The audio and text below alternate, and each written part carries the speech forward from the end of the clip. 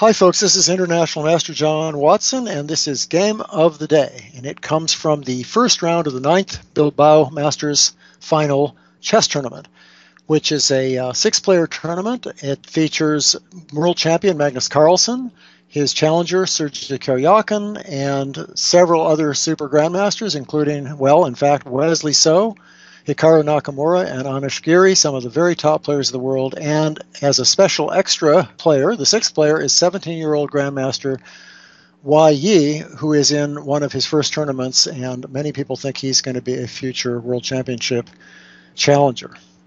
So the first round pairings, just to review, and the results were on board one was Carlsen versus Nakamura.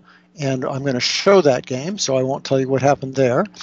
And the next board was Karjakin versus So, a game which was drawn, and we're not going to see that. And Giri versus, as was White, versus Wei Yi.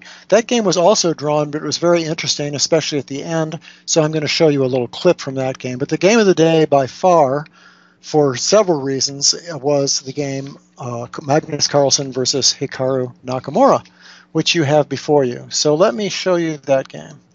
Carlsen starts out with e4. He's done that a fair number of times against Nakamura. Nakamura and Carlsen both play everything as white and everything as black pretty much, so you never know what they're going to play. I don't think Carlsen's ever played this slightly odd move, knight e2. It's basically trying to wait to see what black does before deciding what to do.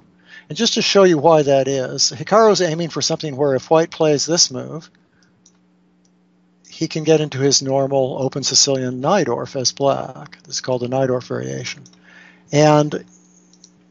But the idea here for Carlsen is that if black plays there, maybe white will switch back into this position, and that's not something Nakamura plays.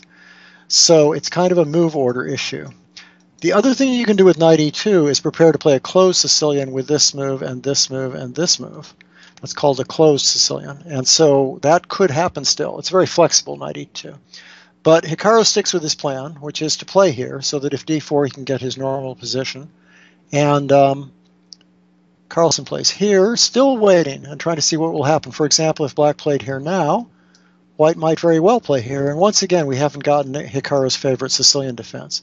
So he's kind of outmaneuvered him with his move order. So Hikaru plays here, and guess what? Now if white plays here, we're back in the Najdorf. So it's a little game, a cat-and-mouse game within the opening. Carlsen doesn't want Nakamura to be comfortable, so he switches back to the closed Sicilian setup with that move. And Carlsen now has to make up his mind. He can't get a Najdorf anymore, so he starts aiming for a well-known closed Sicilian position himself by playing these moves. These moves. And now the normal thing to do for white, if he was going to play a closed Sicilian, is this. And this has happened in many, many games. Black can play here or black can play here. I suspect Nakamura would have liked to play maybe e6 because then he doesn't commit his knight to f6, which is sometimes not the best thing in the world to do. Well, Carlsen doesn't really want a normal closed Sicilian, apparently at least. And so instead of that, he turns it into an open Sicilian again. But it's no longer Najdorf, is it?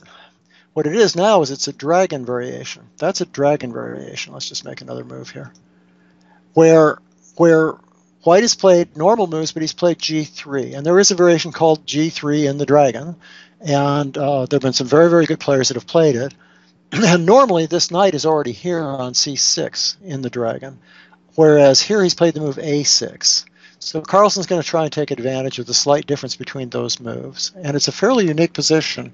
I think I only found, well, after the next move, let me just go another move here. I think I only found 12 games with this position.